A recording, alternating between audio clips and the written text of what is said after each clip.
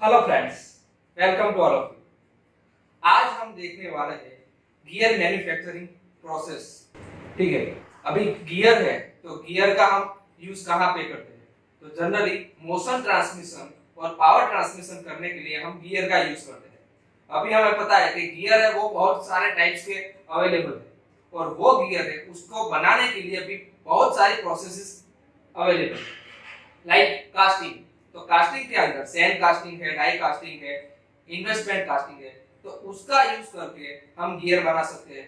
उसी तरह से हम प्लास्टिक मोल्डिंग करके भी गियर बना सकते हैं। पाउडर मेटलर्जी प्रोसेस है, उसका यूज करके भी हम गियर बना सकते हैं और मशीनिंग प्रोसेस करके भी हम गियर बना सकते हैं। इन मशीनिंग प्रोसेस हम गियर ओबिंग करके भी गियर बना सकते हैं, गियर शेपिंग करके भी गियर बना सकते हैं और गियर मिलिंग करके भी गियर बना सकते हैं।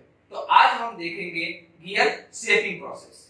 ठीक है, इन द नेक्स्ट स्लाइड हम देखेंगे the content of today's video. तो फर्स्ट हम देखेंगे टाइप्स ऑफ गियर, कितने टाइप्स के गियर है। उसके बाद हम देखेंगे principle of gear shaping. Then after हम देखेंगे gear shaping using pinion type cutter. Then after gear shaping using rack type cutter. Then gear shaping machine, then advantage and disadvantage of gear shaping, and last one applications of gear shaping. In the next slide हम देखेंगे types of gear। आप यहाँ पे देख सकते हो कि majorly कितने 6 टाइप के गियर मार्केट में यूज होते हैं। ये है जो जनरली ज्यादा यूज होते हैं, वो गियर के नाम लिखे हुए हैं। यहाँ पे आप फर्स्ट देख सकते हो कि बीवेल गियर है, उसके बाद हेलिकल गियर है, उसके बाद स्पर गियर है, उसके बाद हेरिकॉन गियर है, उसके बाद रैक एंड पिनियन गियर है एंड वन गियर है। तो ये सभी गियर है, वो सभी गियर को बनाने के लिए अलग अलग प्रोसेसेस यूज करते हैं। जैसे अपनी रिक्वायरमेंट हो, अपनी एप्लीकेशन हो, उसके हिसाब से हम एक गियर यूज कर सकते हैं। Like spur gear and helical gear है तो वो पावर और मोशन है उसको ट्रांसमिट करने जो पैरेलल होती है, तो उसको मोशन और पावर ट्रांसमिट करने के लिए हम स्पर और हेलिकल गियर यूज करेंगे।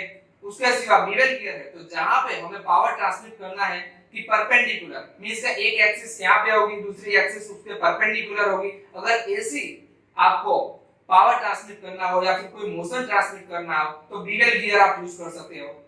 अभी नेक्स्ट में हम देखेंगे कि प्रिंसिपल ऑफ गियर शेपिंग। यहाँ फिगर पे आप देख सकते हो कि गियर शेपिंग का प्रिंसिपल क्या है। आप यहाँ पे ऊपर देख सकते हो कि वो गियर शेपिंग कटर है और यहाँ पे नीचे है वो आपकी गियर ब्लैंक है। अभी गियर ब्लैंक क्या होता है वो समझना पड़ेगा। गियर ब्लैंक मतलब जो हम गियर बनाते हैं उसके लिए जो रॉ मटेरियल होता है उसको हम बोलते हैं गियर ब्लैंक।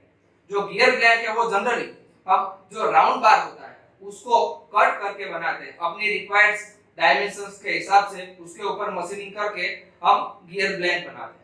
आप यहाँ पे देख सकते हो कि जो कटर है वो कटर क्या करेगी, रोटेट होगी और रेसिप्रोकेट होगी। और हमारा जो नीचे यहाँ पे गियर ब्लैंक है वो गियर ब्लैंक है वो भी रोटेट होगा।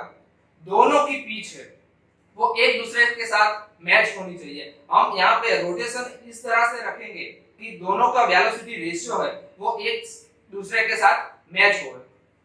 नेक्स्ट हम देख सकते हैं यहाँ पे कि जो कटर है उसके ऊपर कटिंग एजेस प्रोवाइड की हुई होती है। मींस के कटर है उसके ऊपर जो टीथ होते हैं वो कैसे होते हैं, कटिंग एजेस वाले होते हैं। दूसरा कि जो टूल एंड गियर ब्लैंक है दोनों रोटेट होते हैं और एक दूसरे के साथ मैच होते हैं। उसके बाद यहाँ पे एक प्रोसेस के अंदर एक कट में गियर टूथ नहीं बनता है, इसके लिए आपको सीरीज ऑफ इंक्रीमेंटल कट लेना पड़ेगा। मींस कि आप यहाँ पे एक कट लेते हो, उसके बाद वहां से मेटल रिमूव होता है, देन आफ्टर दूसरा कट लोगे, फिर से वापस मेटल रिमूव होगा, उसके बाद तीसरा कट लेंगे, उसके बाद चौथा कट लेंगे। अपनी जब तक रिक्वायर्ड डेप्थ ऑफ कट नहीं मिले तब तक हमें ये प्रोसेस कंटिन्यू करना होता है। देन यहाँ पे जो कटर है वो स्पिंडल के ऊपर माउंट किया होता है। वो स्पिंडल है वो हमारी जो गियर ब्लैंक है उसकी एक्सिस के पैरेलल होता है। यहाँ पे खास याद रखना है कि कटर है वो रोटेट भी करेगा और रेसिप्रोकेट भी करेगा। ठीक है, और यहाँ पे जो कटर है उसका जो अपवर्ड और डाउनवर्ड स्ट्रोक है उसके अंदर सिर्फ एक ही स्ट्रोक है उसके अंदर कटिंग होता है। खास याद रखना है फ्रेंड्स कि यहाँ पे अपवर्ड और डाउनवर्ड दोनों स्ट्रोक है उसके अंदर सिर्फ एक ही स्ट्रोक के अंदर हमारी कटिंग एक्शन होती है। दूसरा स्ट्रोक है वो रिलीफ स्ट्रोक होता है, मींस के रिटर्न स्ट्रोक होता है, वहां पे कोई भी कटिंग होता नहीं है। यहाँ पे गियर शेपिंग मशीन है वो दो तरह के आते हैं, उसकी दो टाइप है। फर्स्ट है machine using pinion type cutter and दूसरा है machine using rack type cutter. तो अभी हम यहाँ पे देख सकते हैं कि gear shaping using pinion type cutter, ठीक है। तो आप यहाँ फिगर में देख सकते हो कि यहाँ पे गियर ब्लैंक दिखाए हुए है, वो वर्क स्पिंडल के ऊपर माउंट की होती है और यहाँ पे जो स्पिंडल है कटर का वो कटर स्पिंडल है उसके ऊपर कटर लगाई हुई होती है। यहाँ पे कटर है वो रोटेट करेगी और जो कटर है वो रेसिप्रोकेट भी करेगी, ठीक है। यहाँ खास याद रखना है कि जो कटर है वो रेडियली फेड करते हैं गियर ब्लैंक के अंदर। कब तक?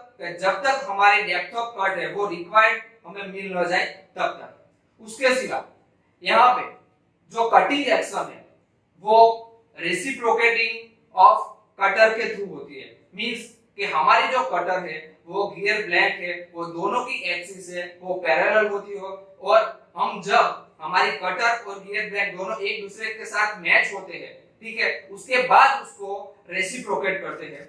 यहाँ पे दोनों गियर ब्लैंक एंड हमारी जो कटर है दोनों साथ में रोटेट होती है और उसकी रोटेशन है वो इस तरह से सेट की होती है कि दोनों की वेलोसिटी रेशियो इस तरह से सेट करते हैं कि दोनों की पिच है एक दूसरे के साथ प्रॉपर मैच होती है।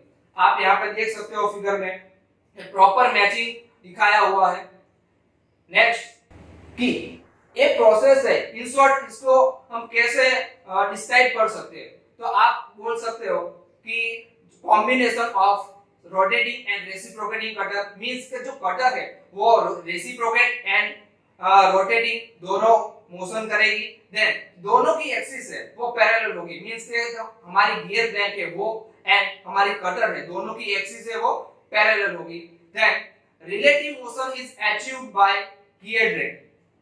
हम पीछे मशीन में देखेंगे कि गियर ट्रेन का यूज करते हैं क्योंकि हमारी जो गियर ब्लैंक है एंड कटर है दोनों की रोटेशन की स्पीड है वो एडजस्ट करनी पड़ेगी as per hour velocity ratio. तो उसके लिए हम क्या करेंगे, गियर ट्रेन का यूज करेंगे।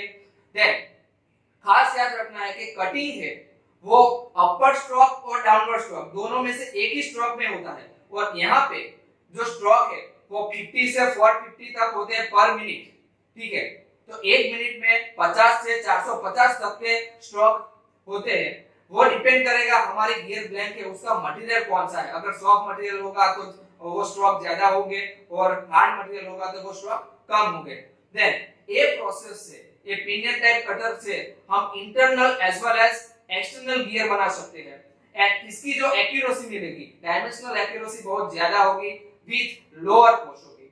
नेक्स्ट हम देख सकते हैं कि यहाँ पे फिगर में आपको external gear and internal gear दिखाया हुआ है। आप यहाँ पे देख सकते हो एक्सटर्नल गियर में जो कटर है वो कटर स्पिंडल के साथ माउंट की हुई है और जो गियर ब्लैंक है वो नीचे वर्क स्पिंडल के ऊपर माउंट की हुई है। यहाँ पे आप एक्सटर्नली गियर कट कर सकते हो as well as internally gear cut कर सकते हो। नेक्स्ट स्लाइड पे हम देखेंगे gear shaping using rack type cutter. यहाँ पे जो गियर कटिंग होता है वो रैक शेप कटर के द्वारा होता है, इसीलिए हम इसको रैक टाइप कटर बोलते हैं। प्रिंसिपल है वो प्रिंसिपल आप यहाँ देख सकते हो फिगर में, वो प्रिंसिपल के अंदर क्या होता है कि जो हमारी गियर ब्लैंक है वो रोटेट होंगी और हमारी जो रैक टाइप कटर है वो क्या रेसिप्रोकेट करेगी, ठीक है। और वर्किंग है वो same as pinion type cutter का है। आप यहाँ पे देख सकते हो कि ए प्रोसेस के अंदर रोटेशन है गियर ब्लैंक का वो कम होता है, मींस के आरपीएम उसका कम होता है और रैक टाइप कटर है वो रेसिप्रोकेट करेंगी अलोंग वर्टिकल लाइन। ओके, खास याद रखना है कि यहाँ पे with the help of rack type cutter cutting stroke है वो डाउनवर्ड स्ट्रोक के अंदर कटिंग होगा। खास याद रखना है कि हमारी मेटल है वो कट कब होगी, डाउनवर्ड स्ट्रोक होगा तब होगी, और अपवर्ड स्ट्रोक है वो सिर्फ रिटर्न स्ट्रोक होगा, मींस के वहां पे कोई कटिंग नहीं होगा।